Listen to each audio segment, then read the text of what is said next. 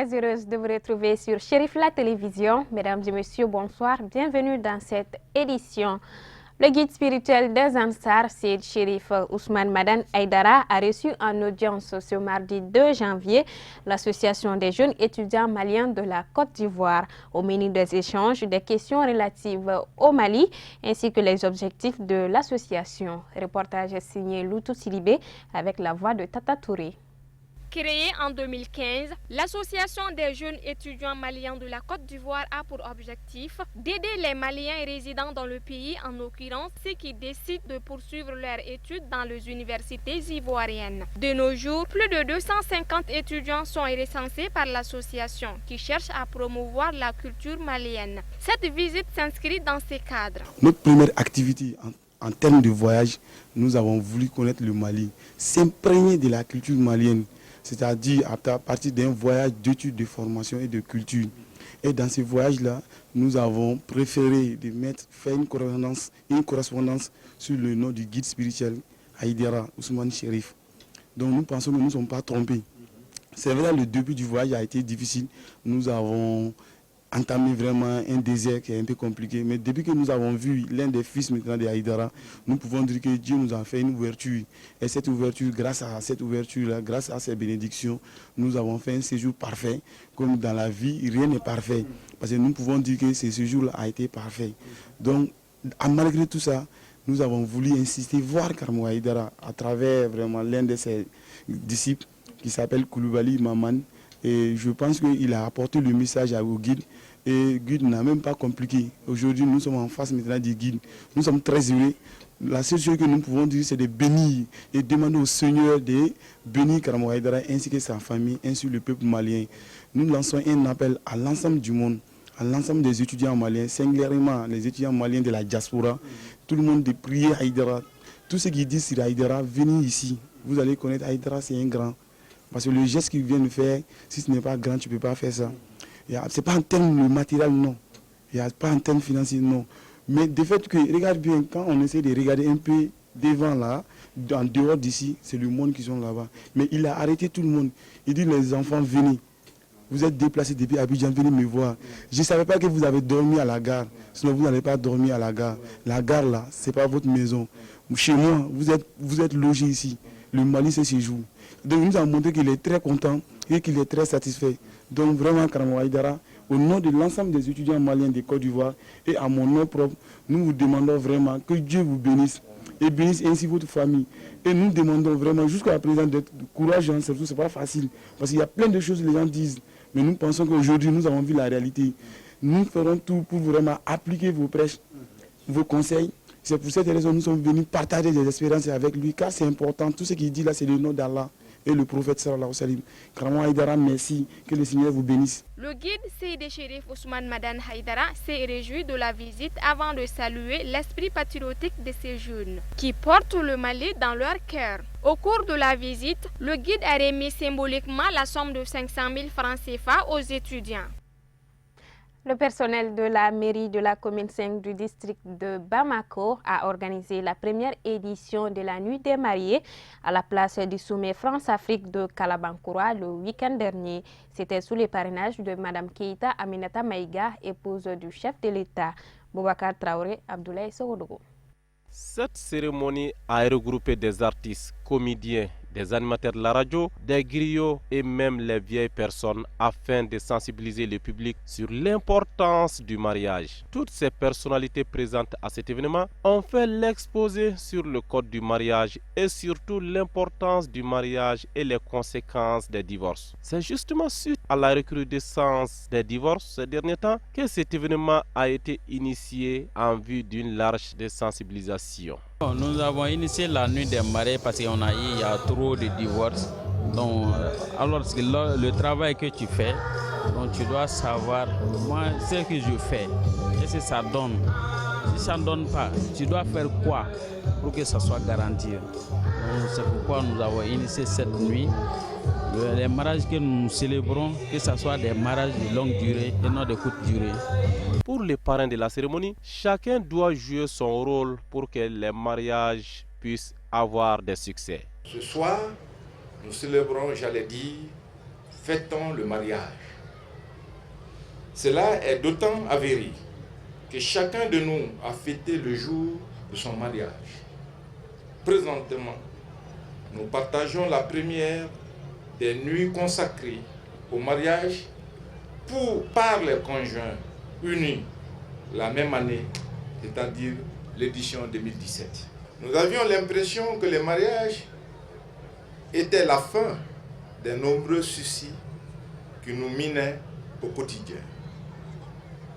Quelle ne fut pas notre surprise? Déjà les premiers jours, lorsque malgré les conseils sont apparus les premiers soucis en lien avec le ou la conjointe. Non sa famille, non ses amis, j'en passe. Il est vrai qu'avec le mariage, nous ne sommes plus célibataires. Mais le mariage ne suffit pas à être à l'abri des soucis, même si ces soucis sont à distinguer de ceux du célibataire. La cérémonie a été bouclée par la prestation de l'artiste Djeneba Seck et sa troupe. La jeunesse du village de Djoni, commune de Touba, dans le cercle de Banamba, a organisé sa traditionnelle manifestation culturelle dénommée Nuit Jarawara. C'était le lundi 1er janvier 2018 à la place publique du village. Boubacar Traoré, Infré, Siedouniari.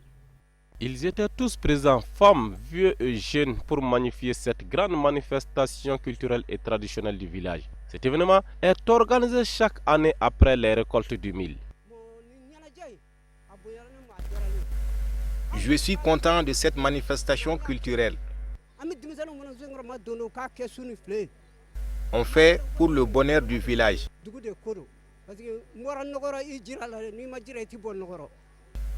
Toute personne qui apporte une pierre pour le bon déroulement de son pays est une bonne chose.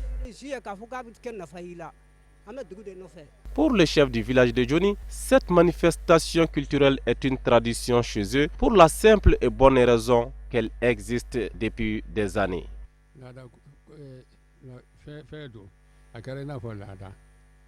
C'est devenu une tradition de chez nous.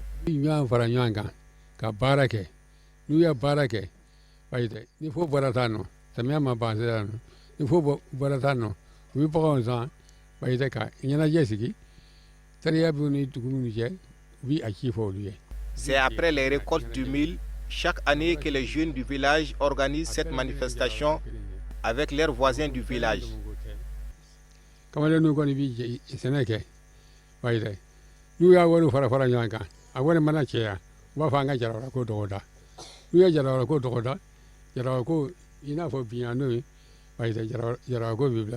Au cours de cette cérémonie, les danses traditionnelles de Jarawara, Suruku et Kono ont beaucoup émerveillé les autorités politiques présentes. Rappelons que le village de Djoni est à 7 km de Touba. La population est formée des Bambara, Sarakole et Peli.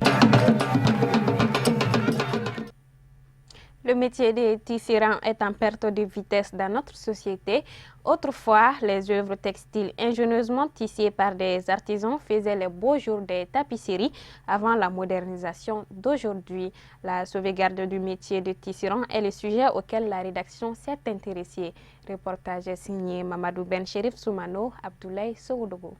Le tissage, cette pratique traditionnelle appelée Ngessé en Bamanankan, a commencé il y a des siècles et fait partie de nos cultures. On l'utilise entre autres pour faire cadeau pendant les cérémonies du mariage ou encore dans les décorations de maisons. Selon les artisans, leurs œuvres sont abandonnées au profit des multiples choix offerts par la mondialisation, ce qui est fort déplorable. C'est qu'on ne doit pas laisser tomber ce métier-là. C'est notre identité. On l'a connu même avant les Égyptiens. Le kolé fitini, nous on l'a connu, le tissage on l'a connu avant les Égyptiens. On doit commencer d'abord dans le champ de coton. Après le champ de coton, il y a le cardage. Après le cardage, il y a la filature. Après la filature, il y a le tissage. Vous voyez, toute cette étape-là, nous on l'a trouvé, ça fait des millénaires. On l'a trouvé chez nous ici.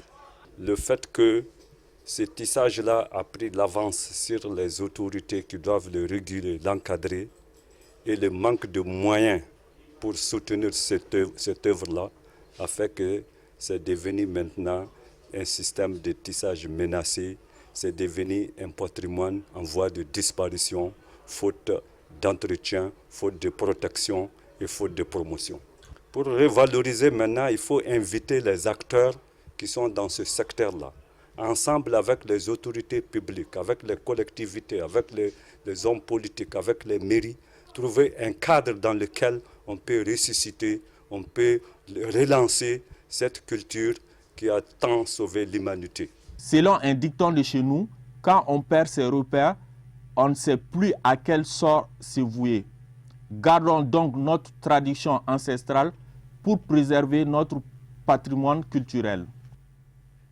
Et avant de boucler cette édition, faisons le tour d'horizon de l'actualité africaine commentée par Abdul Karim Sakou.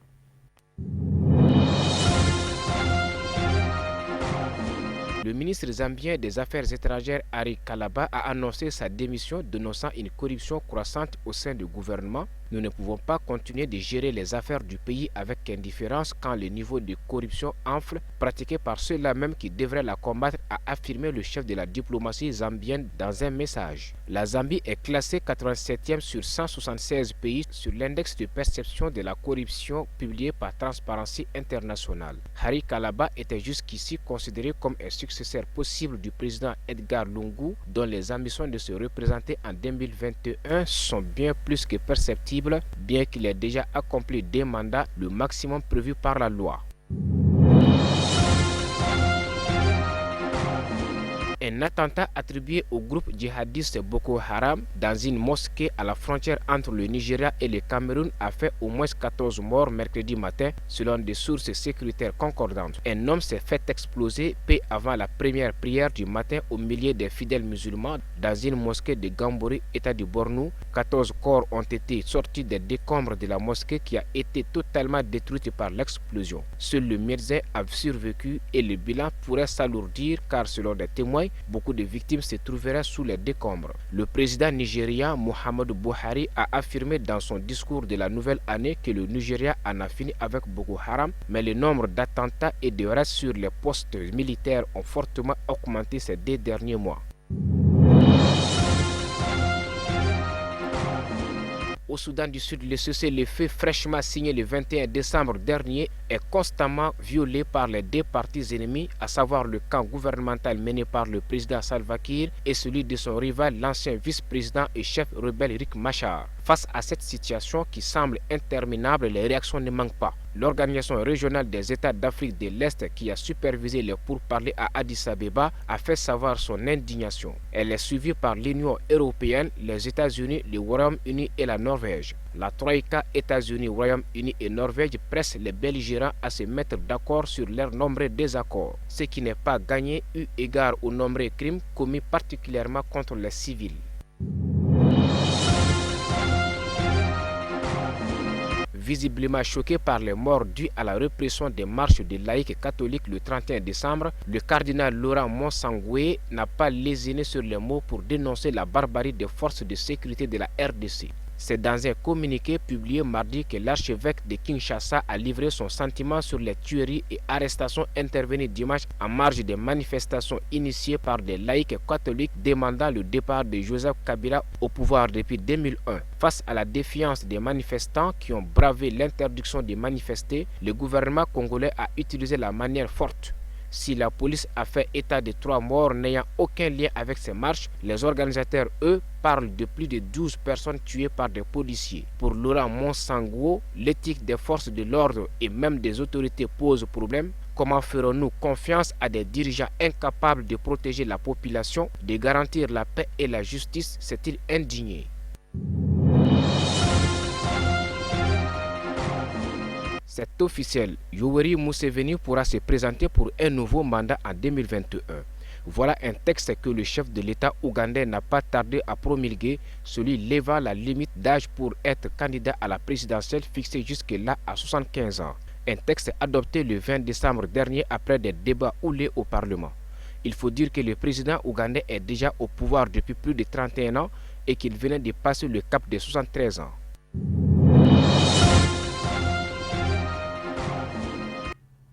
Voilà, c'est donc tout pour cette édition. Merci de l'avoir suivi. Le programme continue sur Chérif La Télévision. Bonsoir.